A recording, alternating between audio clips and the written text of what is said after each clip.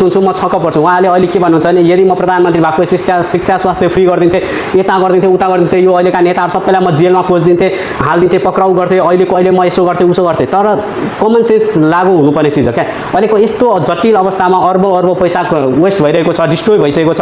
वडा कार्यालयदेखि सिंहदरबार जलेको बेलामा त्यत्रो शिक्षा स्वास्थ्य फ्री गर्यो भने झन् देश झन् कङ्गाल हुँदैन। अरू चिजमा पैसै हुँदैन, यहाँ कर्मचारीलाई दिने पैसा हुँदैन, यहाँ निर्माण गर्ने पैसा हुँदैन। यस्तो बेलामा त अझै 2-3 वर्षसम्म यदि राम्रोसँग सोच्ने 2-3 वर्षसम्म यो हामीले सोच्न पनि नसक्ने कुरा हो। र अर्को चिज भनेको यो नेताहरू सबै म प्रधानमन्त्री भएको नेताहरू सबै कोचिहाल्थे, यता गरिहाल्थे, त्यो भन्न सजिलो छ।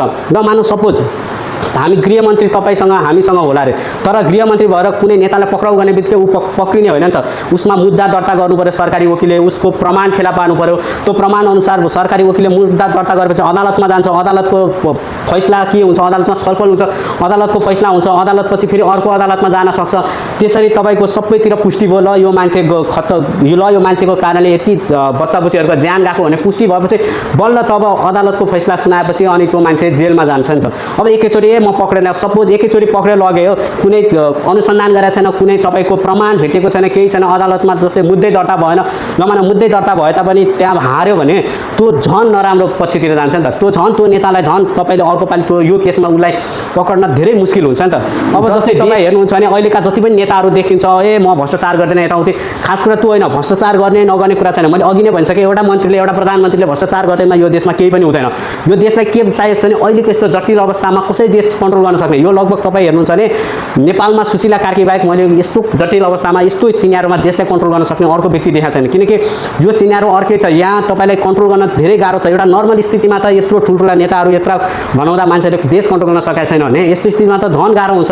अब प्रायः जसो म भन्छु अहिले जति पनि म प्रधानमन्त्री बन्न पाएको भए, म यता गर्न पाएको उता गर्न पाएको भए भन्ने मान्छेहरूले यस्तै काम गर्दै जाने थिए। र यस्तै काम गर्दै गएपछि यत्रो दलहरू, यत्रो 8 दलहरू मिलिरहेछ, यत्रो नेता कार्यकर्ताहरू तपाईँ जति पनि यहाँ वडा अध्यक्षदेखि सबैजना एउटा पार्टीको मान्छेहरू छन्, यिनीहरूले त यो प्रधानमन्त्रीलाई घुमाइदिन्थे, यस्तो घुमाइदिन्थे र पछि गएर त्यो प्रधानमन्त्री के भन्थे भने भ्रष्टाचार चाहिँ गर्दैन थिए। जति पनि अहिले प्रधानमन्त्री बन्न पाएको भए हुन्थ्यो भन्दै आएका मान्छेहरूले भ्रष्टाचार गर्दैन थिए, तर उनीहरूले देश चलाउन नसकेर म देश चलाउन सकिनँ, मलाई यिनीहरूले घुमाए भनेर उनीहरू फर्किन्थे। त्यो चाहिँ ग्यारेन्टीका साथ हो। त्यसरी यो सबै हचुवाको भरमा। र यो देख्दाखेरि पनि के लाग्छ भने नेपालमा जसै जनताहरूले यस्तो हचुवा भाषण गरे बापत म यसो गरिदिन्छु उसो गरिदिन्छु भनेको हिसाबले जस्तै कार्यकारी प्रधानमन्त्री चुज गरे भने त झन् खत्तम हुन्छ। अब त्यसै नेपाल जस्तो देशमा कार्यकारी जस्तै प्रत्यक्ष निर्वाचित प्रधानमन्त्री सही हो कि होइन त्यो पनि मैले अहिले सोच्न बाध्य भइरहेको छु।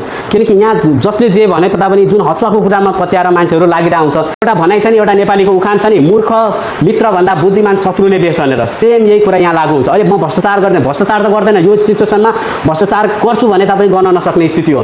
तर यहाँ प्रब्लम के छ भने भ्रष्टाचार गर्नु प्रब्लम होइन, यहाँ देशलाई सम्हाल्न सक्ने यस्तो स्थितिमा देशलाई कसरी कन्ट्रोल गर्न सक्ने त्यो मेन कुरा हो। किनकि अहिलेको समयमा पार्टीहरू पुरै मिलिरहेका छन्, 8 दलका पार्टीहरू सबै। यो पार्टी भनेका के हो, अहिलेका वडा अध्यक्षदेखि मेयरदेखि सबै यिनीहरू सबै पार्टीका मान्छेहरू, कार्यकर्तादेखि सकेसम्म कसरी हुन्छ यो सरकारलाई घुमाउन सक्नु, सकेसम्म आफ्नो पक्षमा यो माहौल क्रिएट गर्न सक्नु पहिलाको जस्तो भनेर उनीहरू दिमाग लगाइरहेछन्, घुमिरहेछन्। यस्तो बेलामा धेरै सेन्सिटिभ, धेरै कानुन विज्ञ यताउति सबै बुझेको चिनेको मान्छेले यो देश सम्हाल्नुपर्ने स्थिति हुन्छ।